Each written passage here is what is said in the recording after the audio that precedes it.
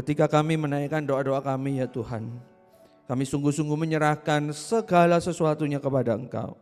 Karena Engkaulah Allah yang berdaulat. Karena Engkau Allah yang berkuasa, Allah yang sanggup untuk kemudian memberikan yang terbaik kepada setiap kami. Itulah iman kami, itulah pengharapan kami akan Engkau. Dan untuk itulah kami sungguh-sungguh menyerahkan segala sesuatunya kepada Engkau. Ajar kami ya Tuhan, ketika kami menyerahkan segala sesuatunya kepada Engkau, itu artinya tangan kami bukan lagi tangan yang menggenggam, tetapi tangan yang melepas, tangan yang bersedia untuk dituntun oleh Engkau, tangan yang bersedia untuk digandeng oleh Engkau dan dibawa kemanapun, tangan yang bersedia untuk dibentuk oleh Engkau. Biarlah itu menjadi kekuatan kami, karena jawaban setiap doa kami sesuai kehendak-Mu saja. Dan saat ini kami mau mendengarkan firman Tuhan. Tuhan urapi setiap kami. Kami mau memandang hanya kepada Yesus, sehingga Yesus itulah yang menjadi sumber sukacita kami. Justru ketika tangan kami tidak menggenggam tetapi dibawa oleh Yesus, itulah yang menjadi sukacita kami. Berkati kami semua ya Tuhan. Kami mengucap syukur di dalam nama Tuhan Yesus Kristus. Amin. Shalom, sekali lagi selamat malam. Sungguh mengucap syukur ya, kita boleh diberikan waktu untuk kita boleh memuji, berdoa dan sekarang mendengar firman Tuhan. Firman Tuhan pada malam hari ini diberikan judul Yesus Sukacitaku. Ini adalah rangkaian tentang aku dan Yesus. Jadi sepanjang bulan ini kita mau belajar tentang bagaimana relasi kita dengan Tuhan Yesus dan ditutup dengan sebuah judul Yesus Sukacitaku yang terambil dari Lukas pasal yang pertama ayat yang ke-46 hingga ayat yang ke-49. Lukas pasal yang pertama ayat yang ke-46 hingga 49. Saya akan membacakannya untuk kita semua, Bapak Ibu bisa menyimaknya. Saya akan membacakannya di dalam terjemahan kedua ya, LAI TB2 terbitan tahun ini 2023. Demikianlah firman Tuhan. Lalu kata Maria, jiwaku memuliakan Tuhan dan hatiku bergembira karena Allah juru selamatku. Sebab ia telah memperhatikan kerendahan hamba-Nya. Mulai dari sekarang segala keturunan akan menyebut aku berbahagia. Karena yang Maha Kuasa telah melakukan perbuatan-perbuatan besar kepadaku dan kuduslah namanya. Demikianlah pembacaan firman Tuhan yang kita semua nanti akan sama-sama memperhatikannya. Bapak Ibu, berbicara mengenai sukacita, banyak definisi tentang sukacita. Tapi yang saya mau highlight pada malam hari ini adalah biasanya sukacita itu tidak muncul dengan sendirinya, Bapak Ibu. Sukacita itu secara natural kita sebagai manusia berdosa, sukacita itu disebabkan oleh sesuatu. Dan biasanya sukacita itu ditentukan oleh keadaan-keadaan yang menyenangkan. Nah, berbicara tentang keadaan yang menyenangkan Bapak Ibu, di dalam kehidupan kita, saya rasa dan saya pikir dan saya alami banyak kejutan-kejutan yang terjadi di dalam kehidupan kita. Benar ya? Hidup itu tidak lepas dari yang namanya kejutan. Kita suka Bapak Ibu kejutan-kejutan yang menyenangkan. Misalnya ya, ketika misalnya Natal, kita dapat kejutan, dapat hadiah Natal, dapat bingkisan Natal. Waktu kemudian kita naik kelas atau kemudian kita lulus, kita diberikan hadiah. Atau waktu kita kemudian di rumah nggak ngapa-ngapain terus tiba-tiba ada orang hubungi Bapak Ibu Saudara, ada kiriman makanan dari jemaat gereja atau GDG. Wah, itu tentu kejutan yang menyenangkan. Tapi saya pikir hidup itu ketika kejutan datang, bukan kejutan-kejutan yang menyenangkan saja. Benar ya? Kita bersyukur kalau kejutan itu menyenangkan. Tapi harus kita akui di dalam kehidupan kita, kejutan itu bukan kejutan yang menyenangkan saja. Acap kali justru yang terjadi adalah kejutan-kejutan yang kurang menyenangkan. Misalnya Bapak Ibu, kita nggak ada apa-apa, kita merasa sehat-sehat saja, lalu tiba-tiba diare, nggak bisa ke gereja. Kita baik-baik saja, kita kemarin ketemu, tiba-tiba besok suaranya hilang.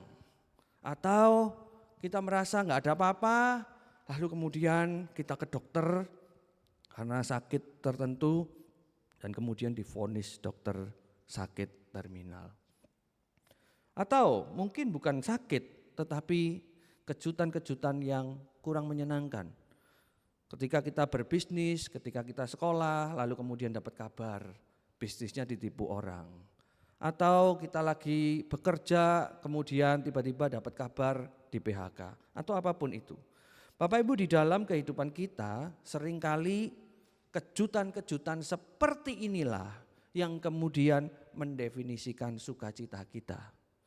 Kita berpikir kalau kejutan itu menyenangkan, ini adalah waktu bagaimana kita bersukacita. Ketika kejutan-kejutan yang muncul adalah kejutan yang tidak menyenangkan, bagi kita ini adalah waktunya untuk berduka cita.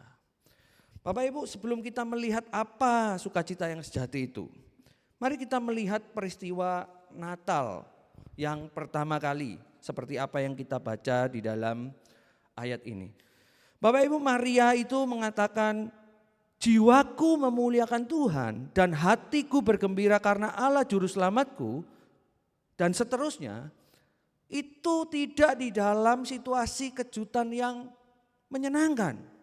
Bapak Ibu, Natal yang pertama bagi saya, ketika Natal itu, berita Natal itu datang kepada Maria, saya pikir itu adalah bagian daripada kejutan yang dalam tanda kutip tidak menyenangkan. Bagaimana tidak? Maria itu dikatakan belum bersuami. Pada zaman itu Bapak Ibu, pernikahan itu tidak seperti sekarang.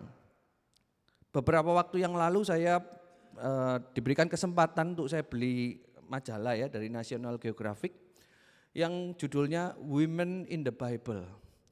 Dan di dalam artikel majalah itu saya mendapatkan beberapa insight yang membantu kita untuk memahami wanita-wanita di dalam perjanjian baru. Salah duanya, yang pertama, majalah itu mengatakan demikian. Ketika wanita-wanita pada zaman itu menikah, itu wanita-wanita itu tidak seperti sekarang ini usianya, yang pertama. Kalau hari ini kita di Surabaya di masa modern ini pernikahan itu adalah kurang lebih umur 20 sampai 28 pada umumnya. Maka pada waktu itu menikah itu ketika mereka mengalami menstruasi pertama. Dan itu usianya kurang lebih 13 sampai 16 tahun. Dan satu lagi, ini yang mengejutkan bagi saya. Zaman itu kalau mau menikah itu tidak ada yang namanya pacar-pacaran Bapak Ibu. Pernikahan itu adalah sesuatu yang diatur oleh orang tuanya. Jadi kalau seseorang menikah, yang menikahkan tuh orang tuanya dengan orang tuanya. Kenapa demikian? Karena pada zaman itu pernikahan itu membawa warisan, membawa mas kawin maupun mahar. Maharnya adalah harta daripada keluarga itu sendiri yaitu tanah. Maka pada zaman itu lazim dilakukan menikah itu saudara sepupu. Yang menikahkan orang tuanya dengan orang tuanya lalu kemudian dinikahkan. Maka kalau kita membaca surat Paulus, surat yang ditulis oleh Paulus, Paulus mengatakan, hai istri hormatilah suamimu, hai suami kasihilah istrimu. Saya membayangkan, oh karena mereka dulu memang pernah suka pacaran lalu kemudian firman ini diberitakan. Enggak Bapak Ibu. Firman Tuhan yang Paulus katakan itu memang karena suami istri pada waktu itu bukan karena cinta, tapi karena diatur. Dan cinta mereka adalah cinta karena Tuhan. Nah Maria dan Yusuf ini saya duga mengalami hal yang sama. Mereka itu bukan karena cinta tapi diatur oleh orang tuanya. Nah ini ketika mereka kemudian dapat kabar seperti itu, Maria dapat kabar seperti itu bagaikan dunia runtuh Bapak Ibu. Bapak Ibu, saya punya anak perempuan ya, saya membayangkan kalau kemudian anak perempuan saya sudah umur segitu, sudah di-arrange untuk menikah, sudah diatur segala sesuatunya oleh orang tua itu dengan baik. Lalu kemudian anak perempuan saya datang kepada saya dan bilang begini, Papi kemarin saya Raisa tidur malam, lalu tiba-tiba malam hari ketika mau tidur ada Roh Kudus turun ke atas saya, Lalu kemudian mengatakan nanti saya akan hamil. Hamilnya itu adalah Mesias. Allah sendiri yang turun ke dalam dunia. Yang kemudian akan menyelamatkan umat berdosa termasuk papi. Bapak Ibu, kalau Bapak Ibu yang jadi orang tuanya, apa yang Anda katakan? Kalau saya membayangkannya, mungkin saya akan ngomong sama Raisa, hei kemarin ngelindur ya. Itu adalah sesuatu yang wajar.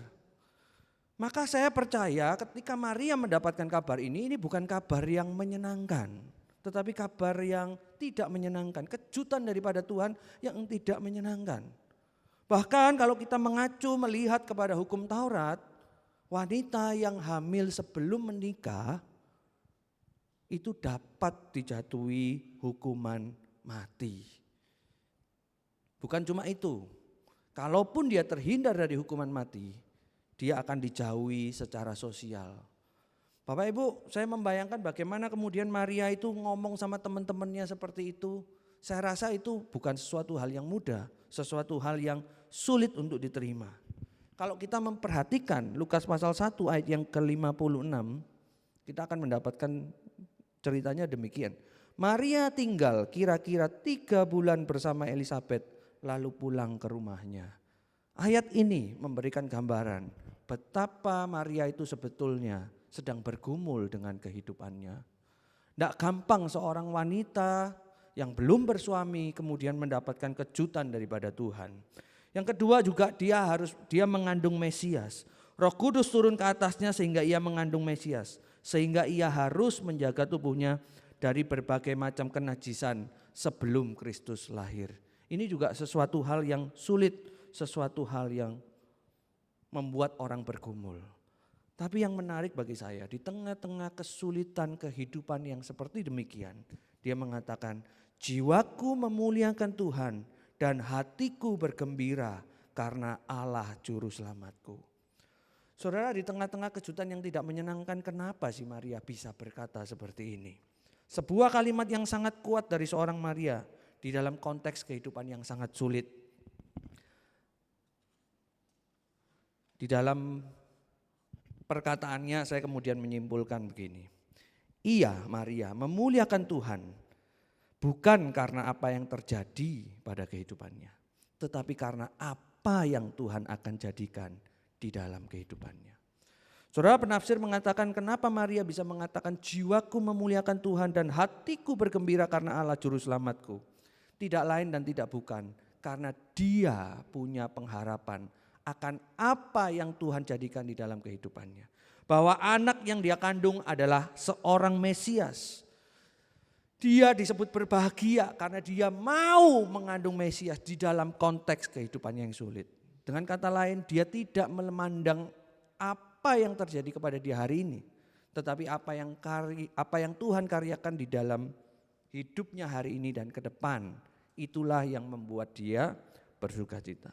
Bapak Ibu, pujian ini disebut pujian Magnificat. Ini adalah salah satu dari 4 pujian yang ada di dalam Injil Lukas. Dan Magnificat ini adalah pujian yang memuliakan Tuhan di tengah-tengah kejutan yang tidak menyenangkan itu. Kalau kemudian kita membandingkannya dengan perjanjian lama, Bapak Ibu yang membawa Alkitab fisik bisa lihat Lukas 1 ayat 46 itu kemudian disandingkan dengan satu ayat di dalam perjanjian lama, yaitu pada 1 Samuel. 1 Samuel pasal yang kedua ayat yang pertama. Ya, bunyinya demikian. Lalu Hana berdoa, hatiku bergembira dalam Tuhan, tanduk kekuatanku ditinggikan oleh Tuhan. Mulutku menertawai musuh-musuhku sebab aku bersukacita atas pertolonganmu. Ayat ini paralel dengan 1 Samuel 2 ayat yang pertama yang juga mengatakan bahwa Hana bersukacita karena Allah sudah menolong dia. Hatiku memuji dia karena Hana sudah mengandung seorang anak yang dipersembahkan kepada Tuhan, yaitu Samuel yang akan menjadi pembebas bagi Israel. Tapi Bapak Ibu perlu perhatikan, di ayat yang pertama 1 Samuel pasal yang pertama ayat yang kelima, firman Tuhan itu mengatakan demikian. Kepada Hana ia memberikan bagian terbaik Saya ulang ya. Kepada Hana ia memberikan bagian terbaik, sebab Hanalah yang dikasihinya dan Tuhan telah menutup kandungannya. Dilanjutkan lagi dengan ayat yang ke-6.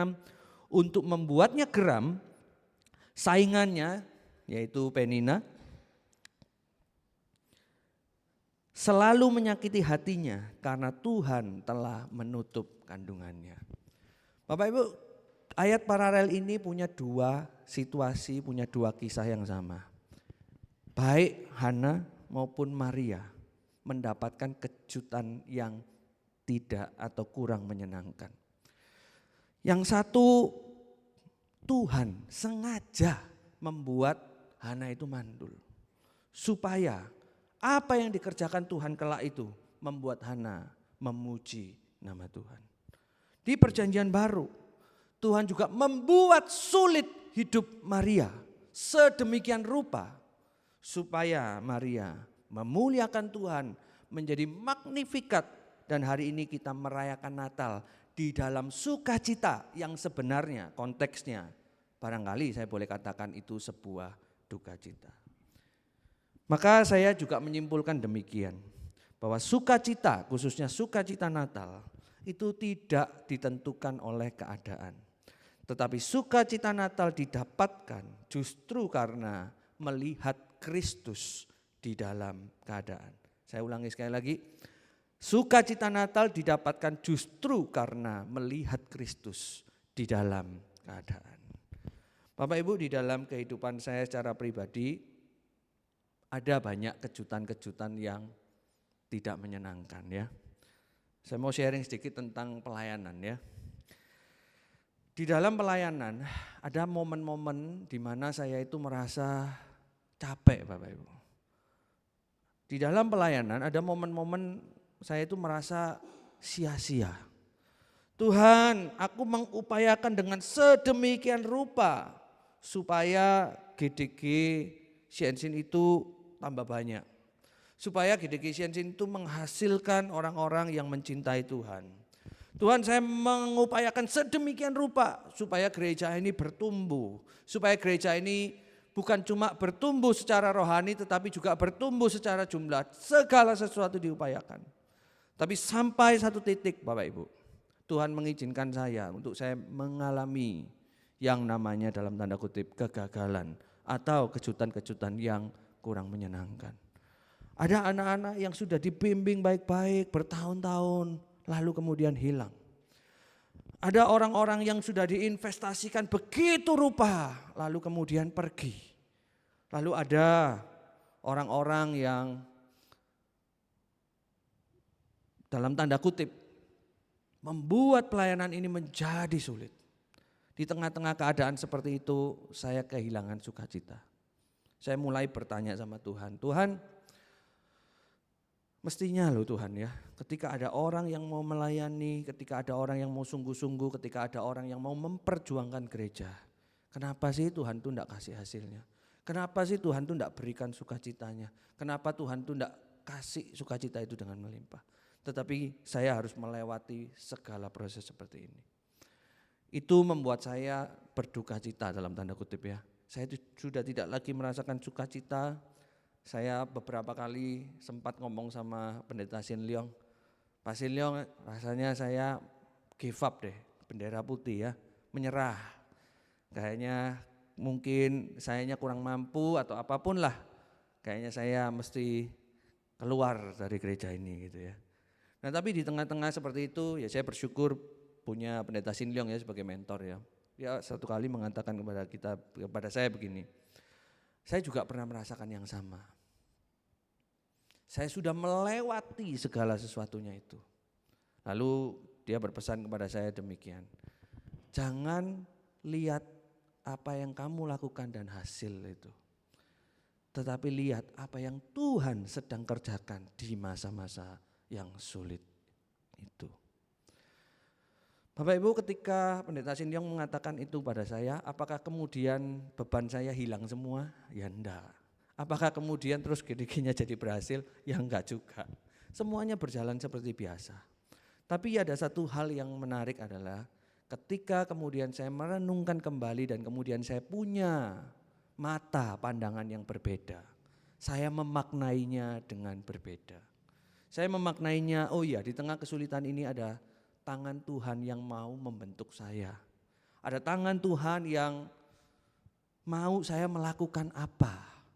Dan ketika saya berjalan menurut dengan tangan Tuhan itu yang di mata manusia tidak menyenangkan, itulah sukacita saya. Tidak gampang memang untuk mencapai hal seperti itu. Tapi saya berjuang, saya belajar. Apakah hari ini saya masih berhasil? Enggak, kadang-kadang juga gagal. Kadang-kadang kalau kemudian lihat sesuatu yang enggak enak, enggak berhasil, saya juga lemah, saya juga kehilangan sukacita.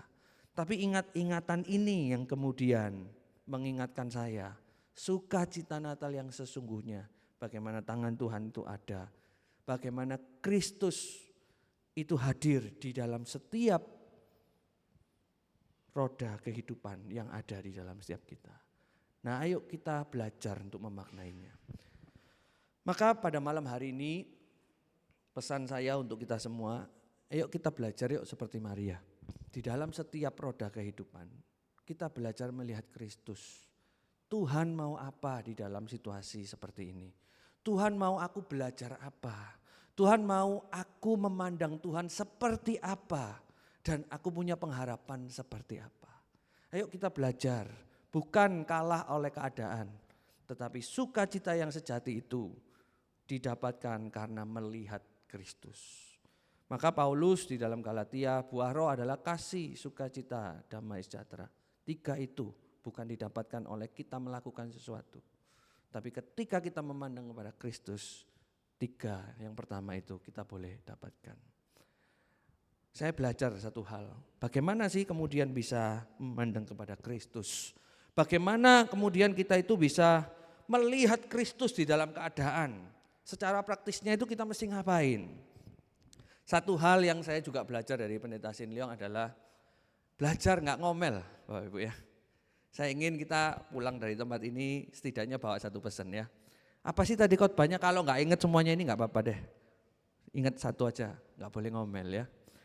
Bapak Ibu, ketika kita dapat kejutan yang tidak menyenangkan, hal yang pertama kita sering lakukan itu adalah ngomel. Tuhan kok gini ya, Tuhan kok gitu ya, mestinya lah begini ya. Saya juga Bapak Ibu, saya bukan orang yang berhasil. Saya juga sedang belajar, saya sudah bergumul. Tapi melalui firman ini ketika kemudian saya mempersiapkan, saya juga diajar. Ayo belajar yuk, kalau ada kejutan yang tidak menyenangkan, nggak ngomel gitu. Berhenti sejenak, nggak ngomel, tapi lihat kenapa Tuhan mengizinkan ada kejutan-kejutan yang tidak menyenangkan itu. Kalau ada kejutan yang tidak menyenangkan, kita berhenti dulu, nggak langsung ngomel gitu ya, stop gitu ya. Tuhan mau kita belajar apa? Kalau ada sesuatu yang sulit, kalau ada sesuatu yang sakit, kalau ada sesuatu hal yang pokoknya nggak enak aja, kita belajar untuk berhenti ngomel.